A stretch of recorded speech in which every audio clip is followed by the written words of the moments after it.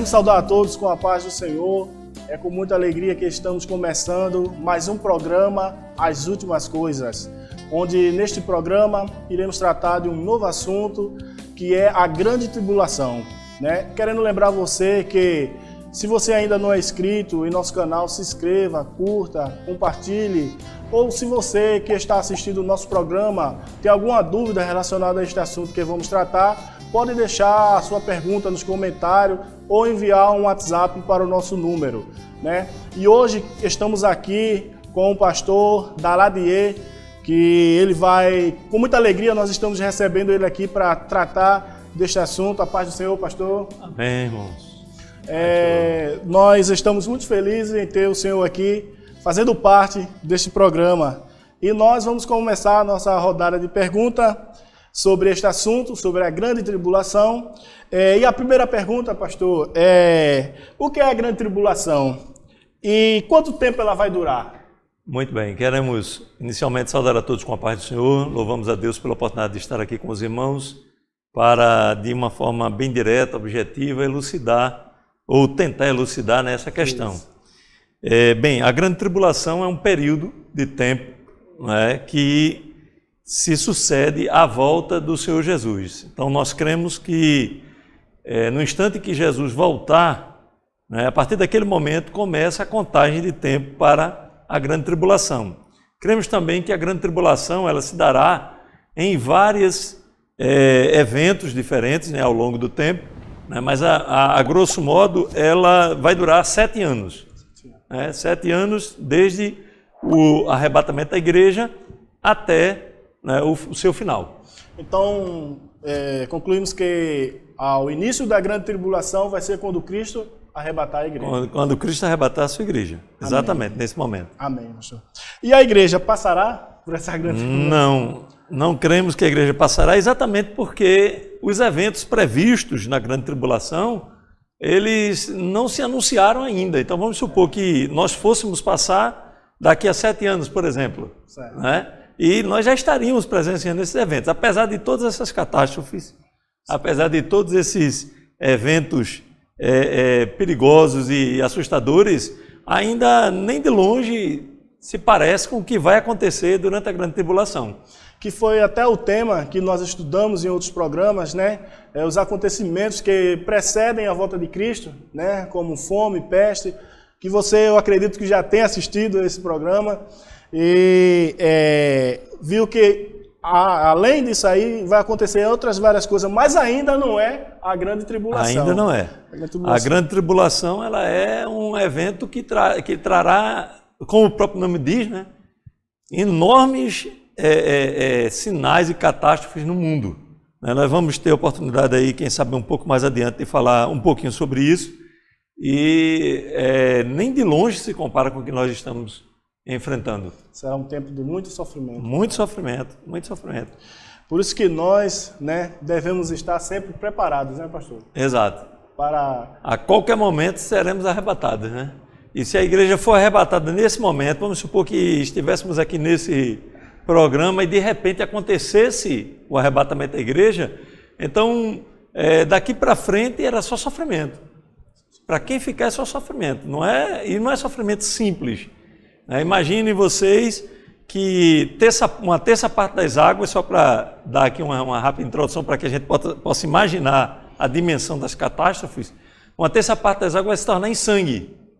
Imagine, você abre lá a torneira da sua casa, é sangue. Você vai beber um copo de água, é sangue. Olha para um rio caudaloso como o Amazonas, é sangue. E aí, como é que fica essa situação? Como é que você vai, né, sobreviver nesse contexto? É difícil, é difícil. Pastor, nessa segunda pergunta que eu fiz para o senhor, que está relacionada se a igreja vai passar pela grande tribulação, há uma dúvidas assim relacionadas a algumas teorias teológicas, né? Assim, eu gostaria que o senhor nos explicasse no fato de que o que nós cremos e o que nós estudamos, a nossa linhagem, creio que nós não vamos passar por isso. E relacionado às outras teorias e outras igrejas, como se dá isso assim, essa dúvida que a gente tem? Tem várias teorias a respeito. Tem uma teoria que diz que nós já estamos na grande tribulação, ou seja, esses sinais que estamos atravessando, como você falou, né, essa questão de sinais, eles já são parte da tribulação. Ora, se fosse assim, nós estaríamos em tribulação já há quantos anos? Houve a Primeira Guerra Mundial, morreram milhões de pessoas. Houve a Segunda Guerra Mundial, morreram mais milhões ainda. Né? Ao longo desse tempo aí, vem se desenrolando inúmeras pestes e ameaças de guerra, e guerras mesmo, né? Guerras localizadas, como a Guerra do Golfo, e etc. Então, quantos anos vai demorar esses eventos? Essa é a grande questão que faz com que nós acreditemos que haverá um tempo de tribulação mais adiante, mas a igreja não passará por ele, porque se nós já estivéssemos passando, quanto tempo ia durar isso? A Primeira Guerra Mundial foi em 1914, a Segunda Guerra Mundial em 1945, e aí, quanto tempo vai durar essa tribulação de que falam aqueles que creem que nós já estamos na grande tribulação? Evidentemente, eles não falam isso de forma desarrazoada, eles têm lá os seus argumentos, mas o maior argumento é esse, quanto tempo vai durar. A Bíblia fala de uma tribulação que vai durar 7 anos. Vai ser cheia de catástrofes, de cataclismos no sol, na lua, nas estrelas, na terra, entre os animais, entre os homens, etc. e tal, mas são 7 anos. Né? E nós não temos isso. A Bíblia fala, por exemplo, que serão libertos 200 milhões de demônios que estão presos. Misericórdia. Nós hoje temos demônios soltos, é verdade, mas ele não tem poder sobre o homem. Poder de tirar a vida, por exemplo. Eles vivem debaixo dessa limitação. Eles podem até tentar, eles podem jogar o homem nos vícios, nas drogas, em tantas outras situações, mas eles não podem tirar a vida. E na grande tribulação vai ser diferente. Serão 200 milhões, fora esses demônios que existem hoje, nós não sabemos quantos, e serão demônios capazes de castigar as pessoas, capazes de levá-los à destruição. Então vai ser um tempo muito terrível, nem de longe se compara. Eu digo sempre que tudo que a gente enfrenta hoje são ensaios do que será a grande tribulação. A grande tribulação nem de longe se compara ao que estamos atravessando, apesar de todos os problemas. Amém, pastor.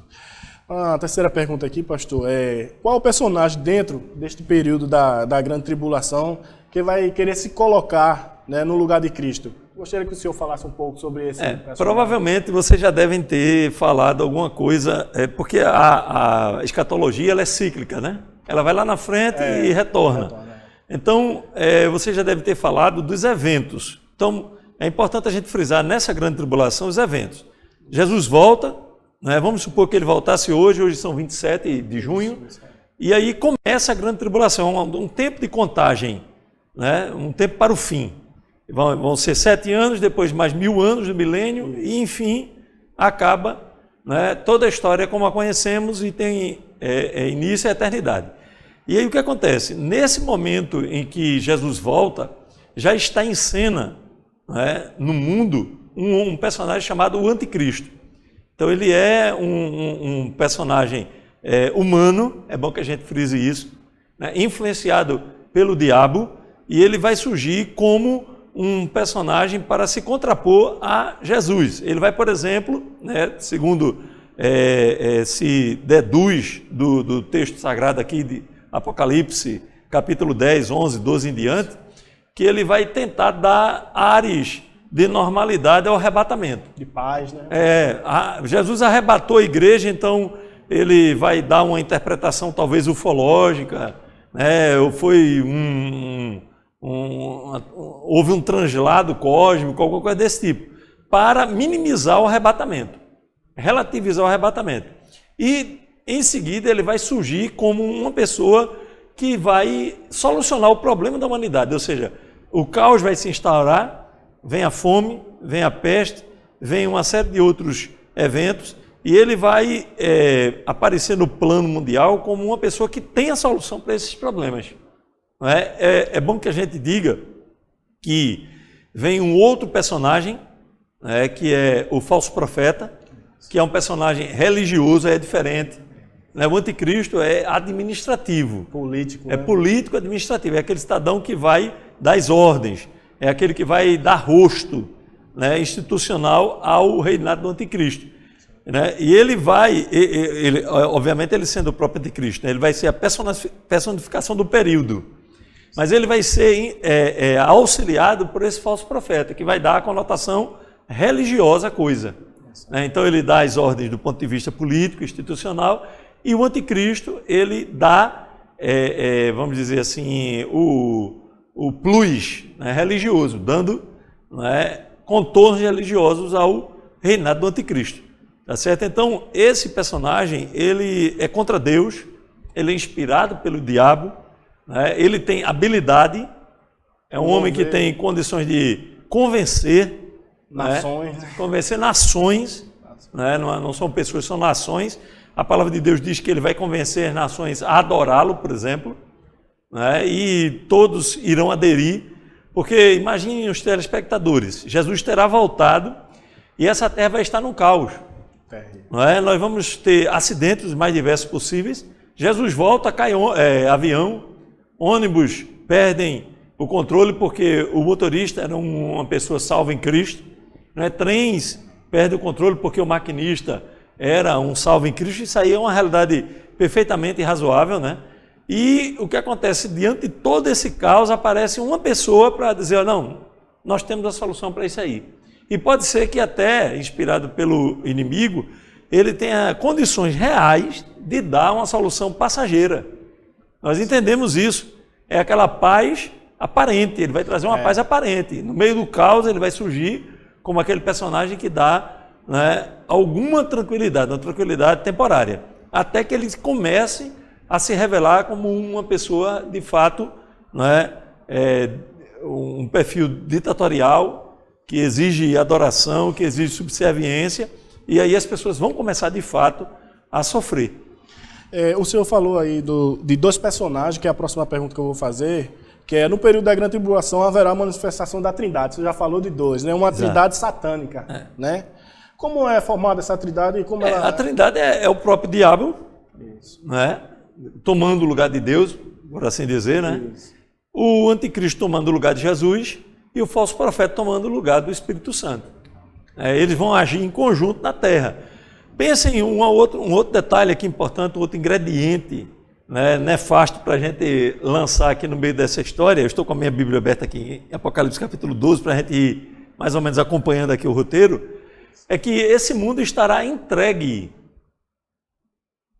nas mãos do anticristo, entregue nas mãos do falso profeta, entregue nas mãos do diabo. Hoje, o diabo ele tem uma atuação restrita pela presença da igreja, pela ação do Espírito Santo, né? Pelo próprio domínio profético, né? Porque a palavra ela não pode se contradizer e nem pode deixar de se cumprir, então há uma restrição à sua atuação.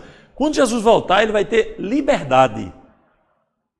Como eu falei, os demônios estão presos até hoje, não sabemos por quê. Há apenas conjecturas, né? Conjectura-se que sejam demônios tão maus que Deus que decidiu deixá-los encerrados. E aí, nesse tempo da grande tribulação, eles serão libertos para agir no mundo. E eles vão estar em atuação. Então, todo esse caldeirão de ingredientes, de fatores, de variáveis, estará em plena atuação, né, na humanidade. Então, essa Trindade ela terá o domínio completo.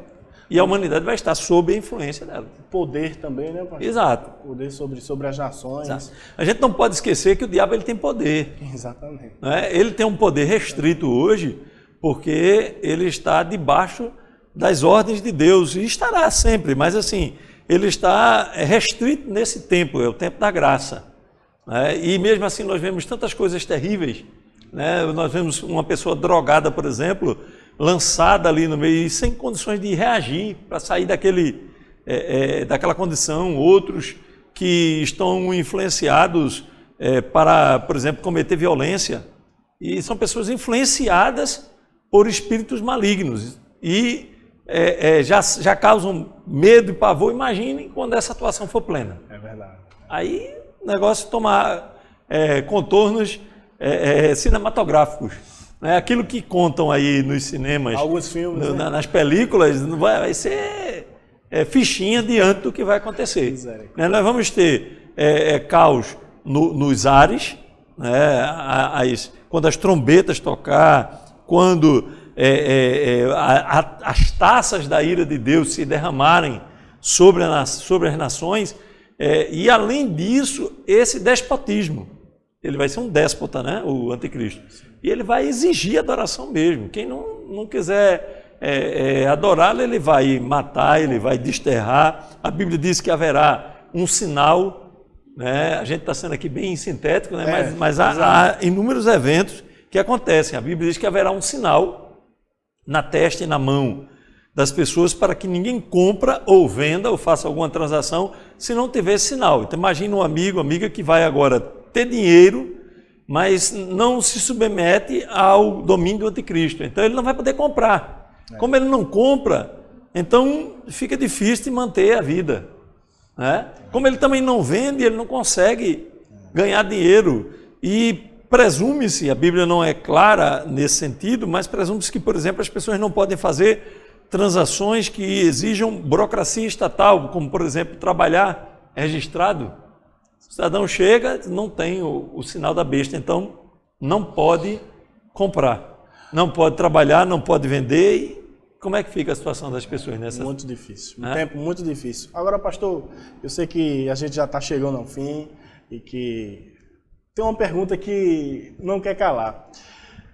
E aquele que estava em Cristo, que viveu, que comungou junto conosco, que por alguma coisa deixou o Evangelho, deixou Cristo, e está agora nessa situação, dentro deste período, terá salvação para ele, ou tem como ele se arrepender? Aí, novamente, as interpretações se dividem. Né? Uns dizem que terá, porém, hoje, nós temos a graça de Cristo, temos o Espírito Santo, temos uma série de ferramentas espirituais para suportar as lutas da vida. Naquele tempo da grande tribulação não terá nada disso. E as pessoas estarão por sua própria conta. Os teólogos que creem que haverá salvação durante a grande tribulação, falam até, eles usam até a seguinte colocação: as pessoas pagarão com a própria vida a sua salvação. Eu tendo a ficar entre entre os dois limites. Eu não tenho opinião formada. Eu, ora, tendo a acreditar que quem morreu, quem ficou, está perdido, ora, tendo a acreditar que quem ficou terá essa segunda chance. Entendi. Existem versículos que apoiam as duas ideias, né? as duas posições teológicas. O que a gente tem de concreto hoje é o seguinte: estejamos preparados. Pronto, era isso. Porque a gente não sabe, a escatologia é um terreno minado. Olha, tempos atrás, muitos livros de escatologia falavam do poderio da comunidade, o mercado comum europeu. Né? Hoje, boa parte do mercado comum europeu já não existe, porque as nações desistiram. Agora mesmo, o Reino Unido, que era uma das maiores blocos, né, um dos maiores participantes do bloco comum europeu, saiu. Né? Vocês devem ter acompanhado o noticiário. E o que acontece com isso? É que a escatologia mudou. Aquela abordagem que parecia dogmática, que dizia que seria dessa ou daquela outra maneira, acabou. Nós tivemos a questão da União Soviética com os regimes totalitários socialistas, que também ruíram, a Alemanha Oriental. Né? Hoje ainda existem resquícios do socialismo, do comunismo, a gente sabe disso, né? Mas não de forma estatal como era antes. E aí o que acontece? Novamente, a escatologia mudou. Né? Quem poderia, por exemplo, prever dentro do campo escatológico o Covid? Ninguém nem sonhou com isso, nunca. Né? Então, a escatologia ela vai mudando. E o que tem de prático, de certo dentro da palavra de Deus é que aquele que estiver em Cristo e for arrebatado está guardado. Essa é que é a realidade. Não adianta a gente fazer aqui um arremedo e depois não se confirmar, né, essa ideia. Né? Tem alguma possibilidade? Tem, dentro de alguns textos, mas mesmo que exista essa possibilidade, será muito difícil. Então, só lembrando você que por algum motivo deixou Jesus, né, há tempo ainda de você voltar para a casa do Pai, porque o que a Bíblia nos fala, a base bíblica que nós temos é que será um tempo muito difícil, então devemos nos preparar para subir com a igreja. Exatamente. Então, fica essa palavra para você que ainda não voltou para Cristo. Pastor, eu quero agradecer ao Senhor, muito obrigado. Eu que agradeço. Por esse papo tão gostoso, falando da palavra de Deus.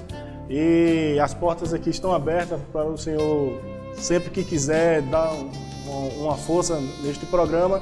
Muito obrigado. E a você, meus irmãos, continue acompanhando este programa e aprendendo mais sobre a palavra do Senhor. E quero agradecer a você, a sua audiência, em nome do Senhor Jesus. Que Deus abençoe a todos.